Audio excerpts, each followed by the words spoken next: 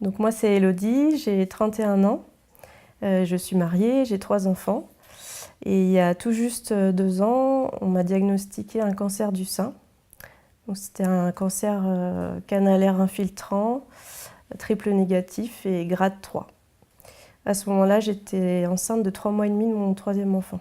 J'ai ressenti une boule au niveau de mon sein.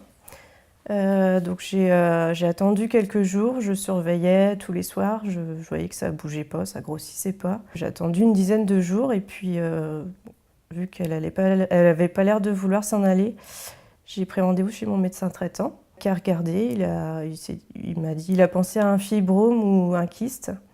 Il a appelé directement le cabinet de radiologie le plus proche et j'ai eu un rendez-vous dès le lendemain matin pour une écho. Finalement, la masse mesurait déjà 4 cm par 5.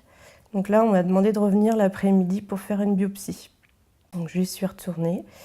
Et donc là, j'ai attendu après 13 jours pour avoir les résultats. J'ai eu un coup de fil de mon médecin traitant. Je me suis dit, quand j'ai vu le numéro s'afficher, je me suis dit que c'était pas très bon signe étant donné qu'il était en repos ce jour-là.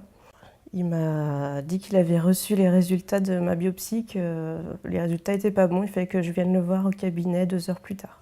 Donc j'y suis allée, il m'a expliqué que j'allais avoir un rendez-vous avec un oncologue. Par contre, il m'a dit qu'il savait que le cancer pendant la grossesse pouvait être traité. À ce moment-là, j'étais à 3 mois et demi de grossesse. Il m'a dit que certains traitements de chimio étaient possibles pendant la grossesse. Et après, que j'allais voir l'oncologue qui allait m'expliquer tout ça.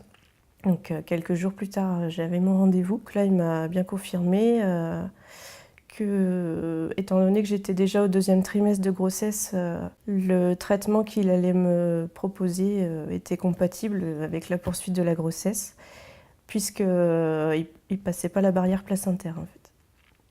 Donc 15 jours après ce rendez-vous, là, j'avais déjà ma première chimio. J'ai eu 4 cures de Fexan, espacées de 3 semaines chacune.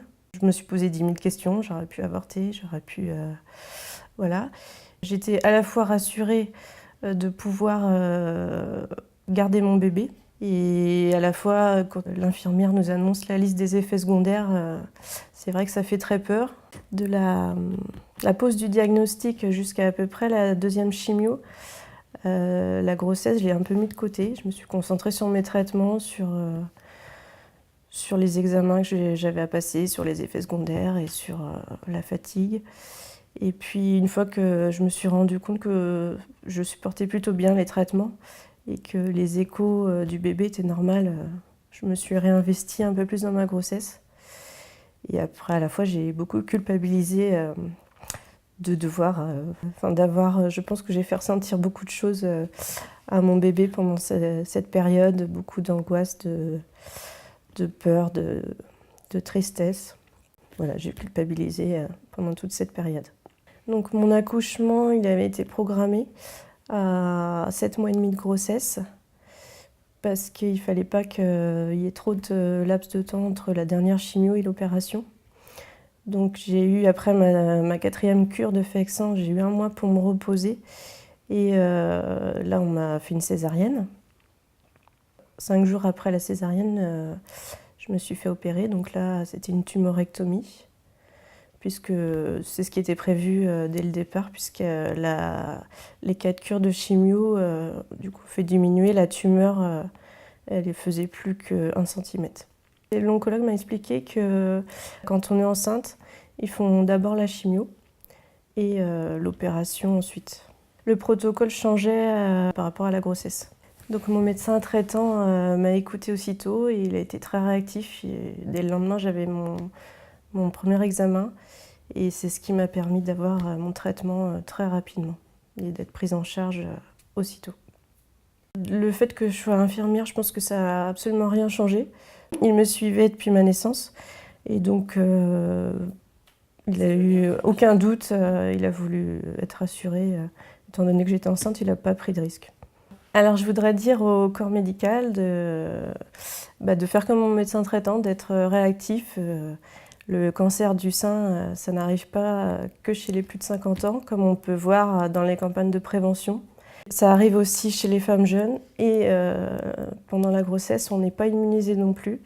Il faut les envoyer passer des examens rapidement. Dans le meilleur des cas, il n'y aura rien et personne ne vous en voudra. Et dans le pire des cas, le traitement sera mis en route le plus rapidement possible et on aura plus de chances de guérir. Donc j'ai été opérée 5 jours après la césarienne, d'une tumorectomie. Ensuite, j'ai recommencé des séances de chimio. Donc cette fois, c'était du Taxol. J'ai eu 12 cures à raison d'une fois par semaine. Et pour finir, 33 séances de radiothérapie. Et ça fait 1 an que je suis en rémission totale. Donc le fait de me battre contre ce cancer pendant la grossesse, c'est vrai que le bébé m'a donné beaucoup de courage et de force pour pouvoir affronter les traitements. Et j'ai l'impression je me sentais pas seule en fait, on était 2. Donc la relation avec mon fils a été très fusionnelle. Les 6 premiers mois ont été, en fait toute la durée du traitement, il a été très demandeur. C'est un bébé qui dormait très peu et qui demandait beaucoup les bras de maman, jusqu'à la fin de ma dernière chimio. Et après, il a commencé à faire ses nuits et il m'a laissé me reposer un petit peu plus. Donc je pense qu'il ressentait pas mal de choses à travers moi et une fois que mes traitements étaient finis, il s'est apaisé. C'était mon rayon de soleil à la fois, il m'épuisait beaucoup, il faut le dire. Par rapport au regard des autres, lorsque j'arrivais en service d'oncologie, c'est vrai que déjà moi-même je me demandais ce que je faisais ici. Avec mon ventre qui s'arrondissait, j'ai l'impression de ne pas du tout être à ma place.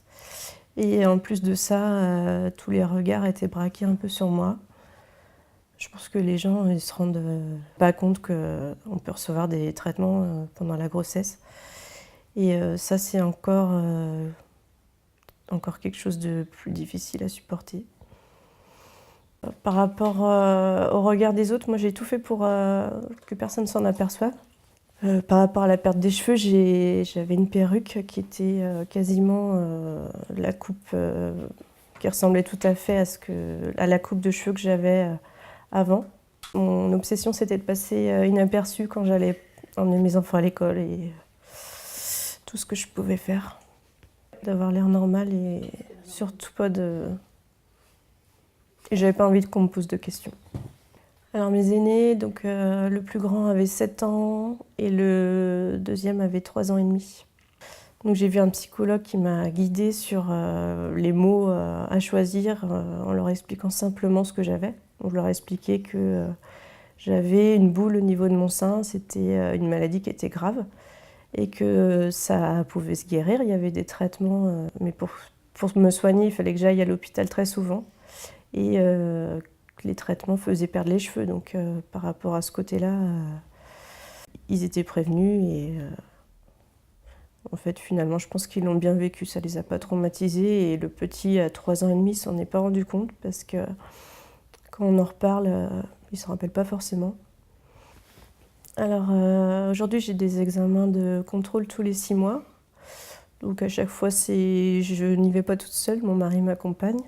Donc c'est toujours le stress de retourner dans les bâtiments où j'ai toujours des émotions qui remontent à la surface. Et c'est toujours très angoissant. J'ai l'impression d'avoir une épée de Damoclès au-dessus de la tête et de ne pas être à l'abri d'une récidive. Parce que même si on a eu un cancer, on n'est pas à l'abri d'un deuxième. Non, après, par rapport à Enzo, il grandit et du coup, je pense que chaque année, aux dates anniversaires, c'est à la fois la joie. Enfin, je suis très contente qu'il soit là. Je n'ai aucun cancer du sein dans ma famille. Mais étant donné que j'avais moins de 30 ans quand c'est arrivé, on m'a fait une recherche génétique et ça fait 1 an, donc j'attends les résultats, ça ne devrait pas tarder.